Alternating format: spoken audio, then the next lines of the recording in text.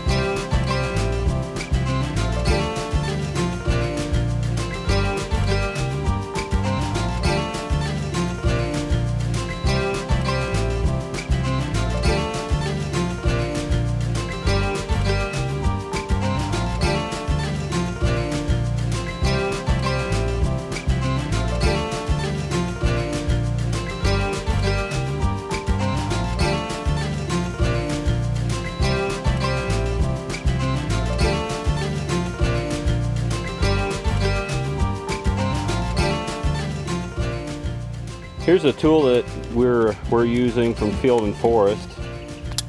There's multiple dispensers.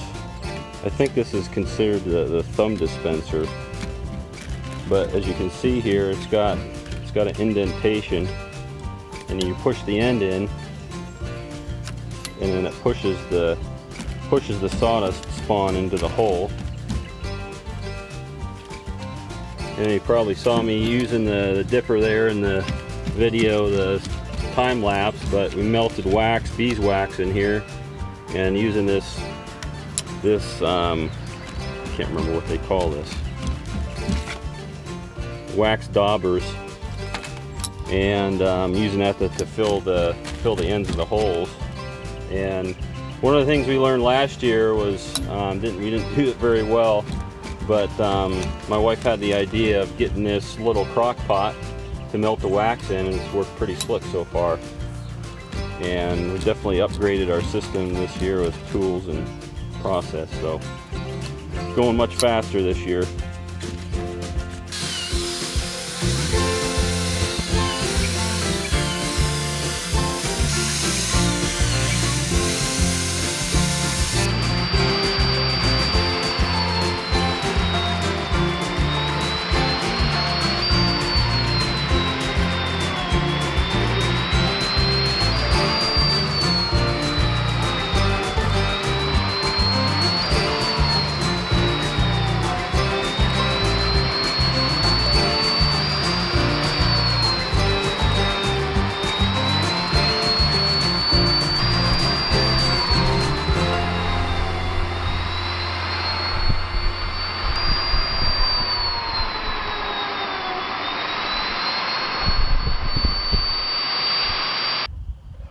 We're kind of winding down the first day of inoculation here, so my friend had to leave, and just wanted to show you a few of the details that that you'll see that you probably saw in the videos. And one of those is this. So Field and Forest sells this adapter, and this adapter can go on to the angle grinder. We didn't use it today because the angle grinder I have, the Makita, has a new X-lock, and that does not work with this adapter. And so this adapter fits on to the traditional angle grinder. And then this is the 12 millimeter bit. See that there, and they manufactured it, and it works really slick. You can see it in the videos. It makes the work much faster than what we experienced last year. And then, as I showed you, the wand here, and the wand is just a little bit smaller. The end is a little bit smaller than the the end is a little bit smaller than the bit, so it fits right in there, and you can see that the end comes out and pushes the sawdust into the hole. And so I just wanted to go over a couple other things that might be helpful for you. And this is what it looks like after the hole is drilled and the sawdust is put inside the hole. And as I said here, using beeswax from a local apiary to seal the hole. Sorry, you got chicken noise in the back, but it's just the way it works around here. So that's what it looks like, and sealed. I haven't sealed the end yet, so I haven't got that far. There's the chickens there. Got the hen den there. And one other thing that would be helpful probably for you is, if you can see there, just I ordered these tags from Field and Forest, where we got the sawdust spawn and all the other supplies from, and just wrote the variety on there, and I actually just stapled it to the end there, so we know what variety it is. So that's what a finished log looks like, with the wax on it and everything. And as I said, these are pin oak here. Any oak species will do for you. That's probably a better shot there. I had pin oak as a resource. As I said, one of my clients had some trees that I recommended to cut down in his driveway, so we're using them for mushroom inoculation, growing mushrooms, and firewood. And so here's my product of those 3 days there of cutting the logs. Yeah, so right here they give you this little, you can order this little wrench. It comes with this here, and then a little Allen wrench there, and you can see the Field and Forest there, manufacturer. There's the specifics there. And then there's a little nut that you slide that bit in. If you were to use a traditional angle grinder, it slides right in there, and then you tighten that nut down. That's kind of how it fits on there. Like I said, I might reach out to Field and Forest, see if they might be able to manufacture something that fits onto that the X-lock on the Makita that I have, but thankfully we were able to use this drill bit. It worked really well. We have that. And I know I mentioned it before, but I thought I mentioned it to you too. They sent us this very helpful informational sheet.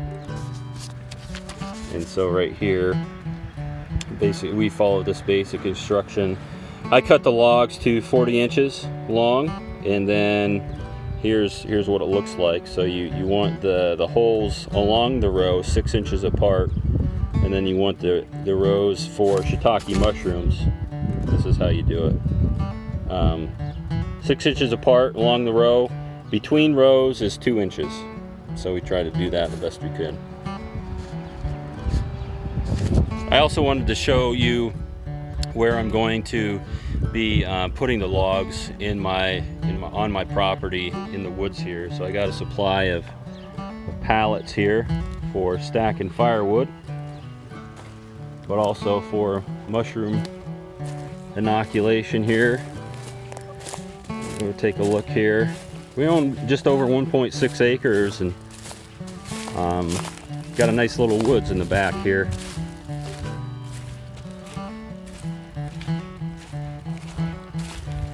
Picked out a nice little secluded spot here, and going to be putting some pallets down. I already have some logs from the previous year, and I'll kind of show you what I'm going to do. Just talk about the upgrades we made and kind of direction we're going to go with the mushroom inoculation.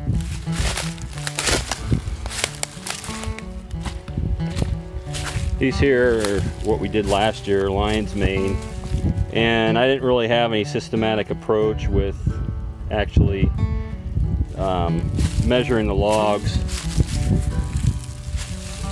So these are kind of all random lengths, and this was lion's mane, and should have done a little bit more research in growing those, you know, understand what it takes to inoculate them, and all that stuff is a little bit more complicated. So I don't know how these will turn out, and I don't even know what kind of buddies these are. But those logs there actually came from my neighbors. I initially harvested those for firewood, but then I noticed there was actually some lion's mane growing on this, and so we're going to see how it turns out, how they do. So I set these aside here. So I'll show you some more videos as I get more inoculated what we're going to do, but we're just going to put them here, set up rows, and I'll show you the stacking system in which I chose to stack the logs at. So there's 3 basic ways from my understanding to do it, and I'm going to show you the way that I have determined to do it, and we'll see how it turns out. So that's kind of what we're about here, growing mushrooms here on the little farmstead. And one other thing I wanted to mention is that I chose this area because it's kind of wet here. This is where our septic gets pumped out into the area here, so it's kind of wet here anyway. It's kind of out of the way. The deer, they move through the back of our property and kind of through here. So it just kind of chose this spot here. It's in the shade. You can see all of the canopy that's over this spot here. That's the east, so the sun rises there, and you can west. So it's got plenty of shade cover here, and we're going to put a system of pallets in here and line them up. Family, I love mushrooms, and even my young children love them, so it's great. So we're gonna grow some mushrooms, and actually I have a great stuffed mushroom recipe that I'm looking forward to trying out the shiitake mushrooms with. So thanks for following along, and thanks for at least this portion of the inoculation. And I'm going to follow up with some other videos recording the inoculation and finishing up those logs there, and then we're going to actually inoculate some logs, either, as I said, with red maple or yellow poplar with oysters. And yeah, looking forward to it. Well, take care for now, and see you next time.